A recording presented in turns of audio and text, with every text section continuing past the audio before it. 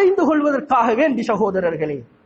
இரண்டாவதாக இப்னுல் கையிம் அலைஹி ரஹ்மா எழுதுகின்றார்கள், ஃபீஹா இஸ்திஜாபத்து துஆ, நிச்சயமாக இதிலே இந்த நாளிலே துஆக்கள் ஏற்றுக்கொள்ளப்படுகிறது சொன்னார்கள் ஸல்லல்லாஹு அலைஹி வஸல்லம்.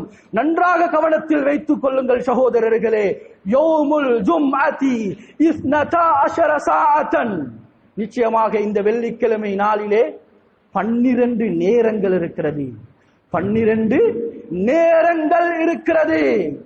ஒரு அடியான் யஸ்அலு மின் கைரித் துன்யா வல் ஆகிரா, துனியா ஆகிரத்துடைய எந்த நலவை கேட்டாலும் இல்லா அதாஹு இய்யாஹு, அல்லாஹ் நிச்சயமாக கொடுத்தே தீருவான். எந்த நேரத்தில் என்பது யாருக்கும் தெரியாது.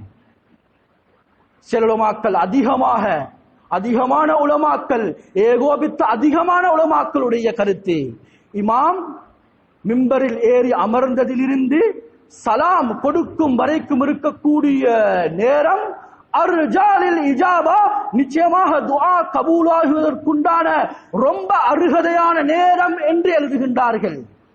கண்ணியமான சகோதரர்களே, இன்னும் சிலர் எழுதுகின்றார்கள், அசருடைய தொழுகையும் மக்ரிபுக்கும் உள்ள நேரம் இருக்குதானே, இதுல நிச்சயமாக துஆக்கள் ஏற்றுக்கொள்ளப்படும். இது முஜர்ரப் அனுபவ ரீதியாக பதியப்பட்ட ஒரு விடயம்.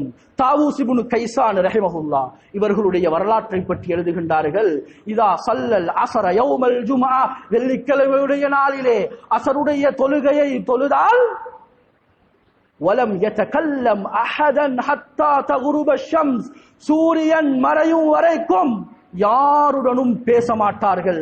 தன்னுடைய தேவையை அல்லாஹ்விடம் பேசுவார்கள், அல்லாஹ்விடம் முறைப்பாடு செய்வார்கள். கண்ணியமான சகோதரர்களே, அன்பு நண்பர்களே, வாலிபர்களே, இந்த நேரத்தை நாம் பயன்படுத்துவோம்.